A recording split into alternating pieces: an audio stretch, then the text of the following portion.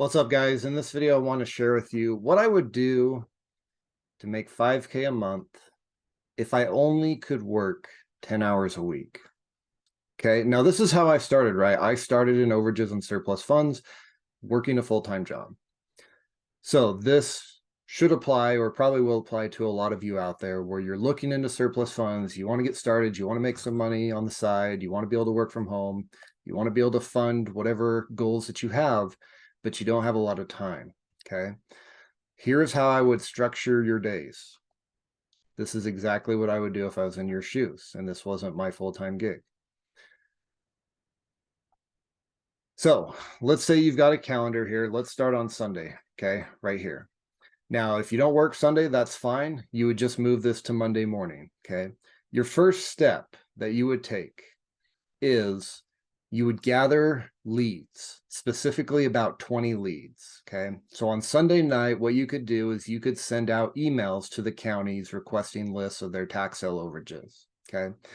Now, if you don't want to do that, if you want to do mortgage overages, that's fine. You'll just have to look and see, okay, when are the next foreclosure auctions happening? And you will have to monitor those sales and build your own list, because most states don't have mortgage overage lists. You got to build your own, okay? You could also do the same thing with tax sales. Say you don't have a tax sale overage list.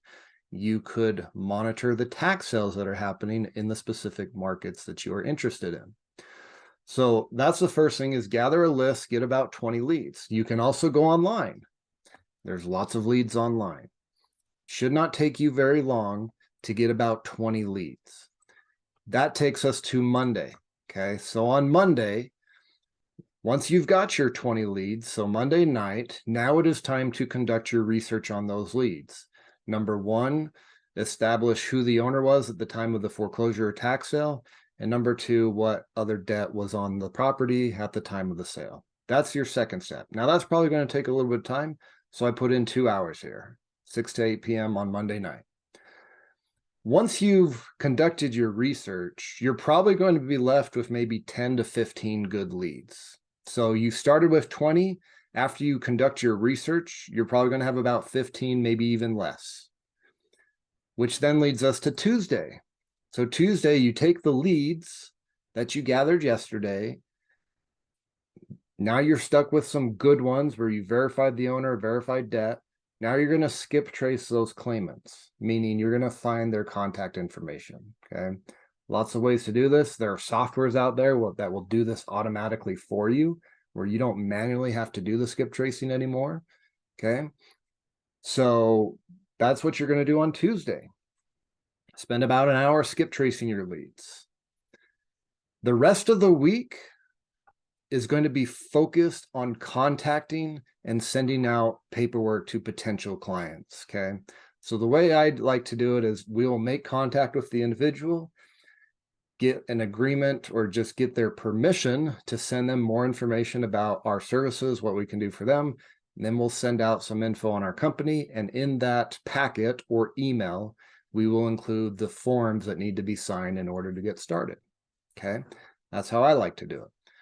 So Wednesday, it's going to be spent making phone calls, sending out text messages, sending out emails. Thursday, same thing, making phone calls, sending text messages, connecting with people on social media via Messenger. Friday, probably not the best day to make calls. So what you can do is you can focus Friday on sending out letters or postcards if that's something you want to do. If that's not something you want to do, then spend Friday night as well making contact with people, okay? Saturday, same thing. Saturday, you want to be contacting people, reaching out to them. Early morning seems to work best, work from 9 to noon. Also perform follow-up on those folks that you already sent paperwork to during the week, okay? So fortune's in the follow-up.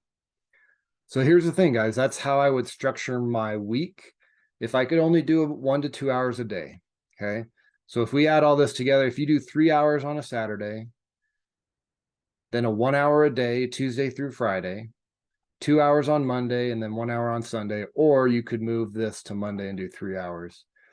This, what you're looking at right here, is 3, 4, 5, 6, 7, 8, 9. This is 10 hours a week. Okay. 10 hours a week. This is very part-time. Now, why did I say 20 leads? Okay. Let's do the math on this. If you've got 20 leads, or you get 20 new leads a week, how many leads is that over the course of a year? Okay, that's 52. 52 weeks, that's 1,000 leads. Now, like I said, those leads that you get, not all of them are going to be good. Okay. So, like I said, if you have a list of 20 leads, after you do your due diligence, your research, you're probably going to end up with maybe 15 to 10. So let's cut this number in half. So that's 520 leads over the course of a year.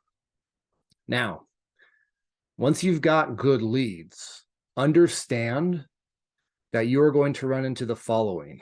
There are people that you will never speak to. You will never get a hold of them. There are people that have already taken care of it, meaning they signed up with another company or they took care of it themselves. They hired their own attorney, whatever. So once you get around that mark, that's going to cut them back. That's going to cut your leads down about half again. Okay. So now we're down to 260 leads. So let's say you actually connect with 260 people over the course of a year. If you're terrible at sales, you're an introvert like I am, here's the thing. You should at least be able to close one deal for every 10 conversations you have. Okay, so 260 times 10%. By the end of the year, you should have 26 cases filed. Okay. This is very doable. I know this because I've done it myself, and I'll show you kind of going back to when I first got started in this business, what were my numbers. Okay. But let's say you get 26 cases, you average about 2 a month. And let's say your average net profit is $5,000. That's $130,000 in extra income working an extra 10 hours a week. Very doable, very possible. Okay. But here's where everyone jacks up.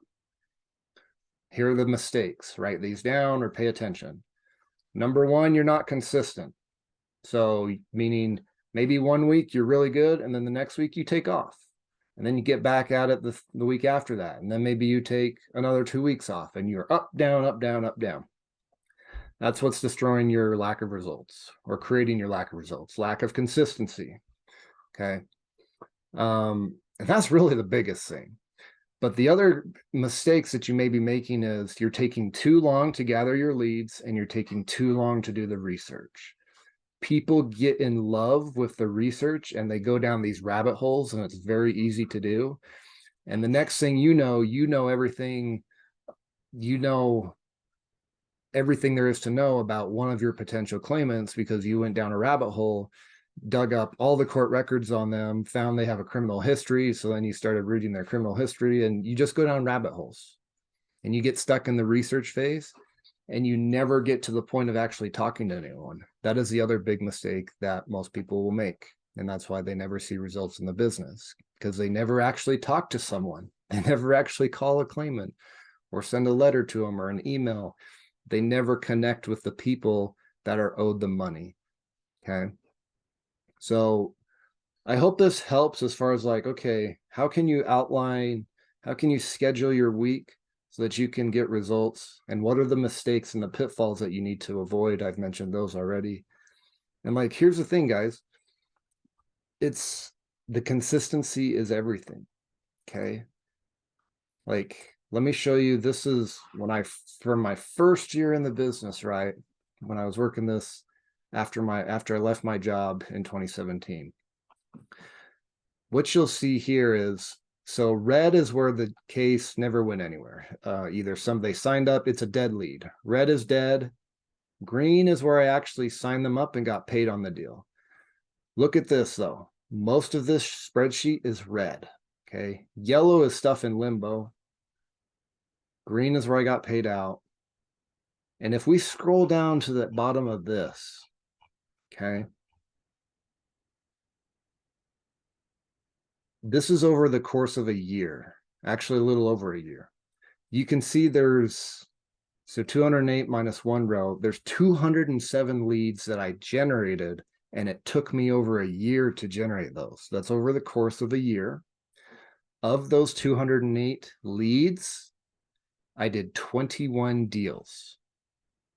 But those 21 deals yielded a 6-figure income. So those numbers that I showed you earlier, those aren't just fictitious pie in the sky numbers. Those are very close to what I experienced in my first year in the business. Okay. And so you can do even better than what I've done. So I hope that helps.